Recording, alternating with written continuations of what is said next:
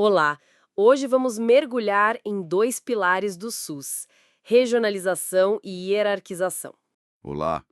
Sim, são conceitos-chave, muito presentes em provas e na prática dos serviços de saúde. Exatamente. Entender como eles organizam a rede é vital, especialmente para quem está se preparando para concursos ou já atua na área, né? Com certeza. O objetivo é, no fundo, viabilizar aqueles princípios maiores do SUS: universalidade, integralidade, equidade, e fazer isso de forma eficiente. E como a regionalização entra nisso? Qual a ideia por trás? Bom, a regionalização é uma estratégia para organizar a oferta. Não é só dividir o território. Certo. É pensar como distribuir os serviços de forma hierárquica, sim, mas garantindo que pessoas em locais diferentes tenham acesso ao que precisam.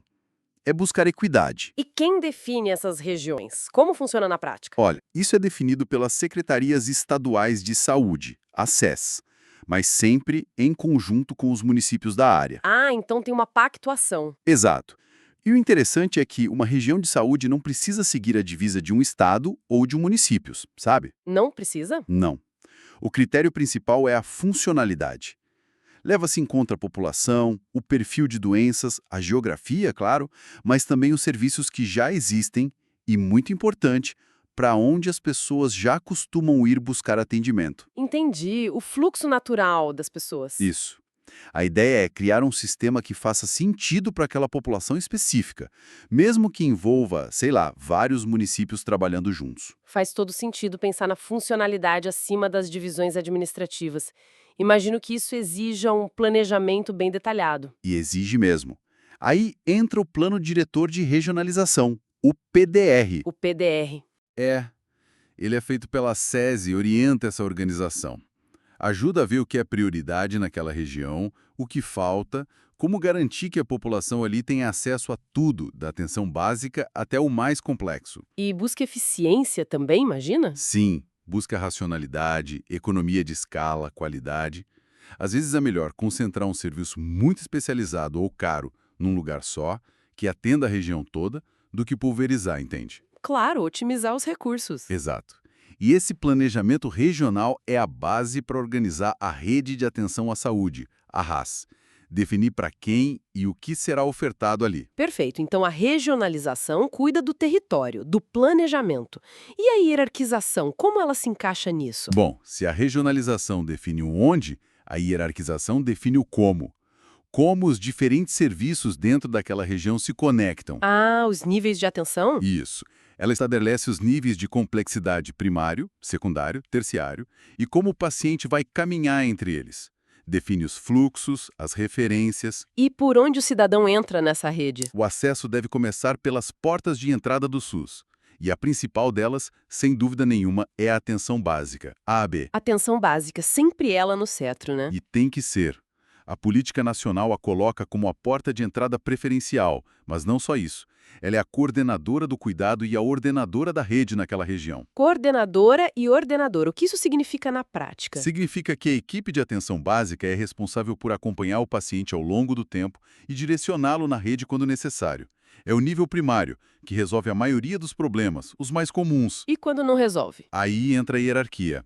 A AB encaminha, refere o paciente para um nível de maior complexidade, seja atenção secundária com especialistas, exames mais complexos. A média complexidade. Exato. Ou a atenção terciária, que é a alta complexidade. Cirurgias grandes, tratamentos de câncer, transplantes, coisas que exigem tecnologia e especialização ainda maiores. E como funciona esse fluxo? É sempre da atenção básica para cima. O fluxo ideal é organizado e geralmente ascendente, sim. A pessoa procura a AB e, se precisar, é referenciada. Mas tão importante quanto a referência é a contrarreferência. Contra-referência? Sim, é o retorno. Quando o paciente vai ao especialista ou ao hospital, as informações importantes sobre o atendimento, o diagnóstico, o tratamento precisam voltar para a equipe da atenção básica. Ah, para garantir a continuidade do cuidado. Precisamente, para que a equipe da AB, que acompanha aquela pessoa no dia a dia, saiba o que aconteceu e possa continuar o acompanhamento da melhor forma. Senão o cuidado fica fragmentado, né? Fica muito claro, então, que regionalização e hierarquização andam juntas. Uma não funciona sem a outra. Totalmente interdependentes. Pensa bem, a regionalização cria o território, a população definida, onde a hierarquia pode ser estabelecida de forma concreta. Certo. É dentro da região que você define. Este hospital aqui é a referência para estas unidades básicas de saúde. Isso permite organizar o acesso por níveis, otimizar os recursos Perfeito? e evitar que todo mundo vá direto para o hospital para qualquer coisa. Exatamente. E quem faz a ligação disso tudo? Quem articula essa regionalizada e hierarquizada? A atenção básica. Entendido. Então, para a gente resumir, regionalização e hierarquização são essenciais para organizar o SUS. A primeira define os territórios e planeja a oferta de serviços, Considerando as necessidades locais e a funcionalidade. com a atenção básica como peça central. Perfeito. É isso. Compreender essa dinâmica é fundamental para quem atua ou estuda o SUS. Impacta diretamente no acesso e na qualidade do cuidado. Sem dúvida. E para a gente finalizar, fica uma reflexão, né?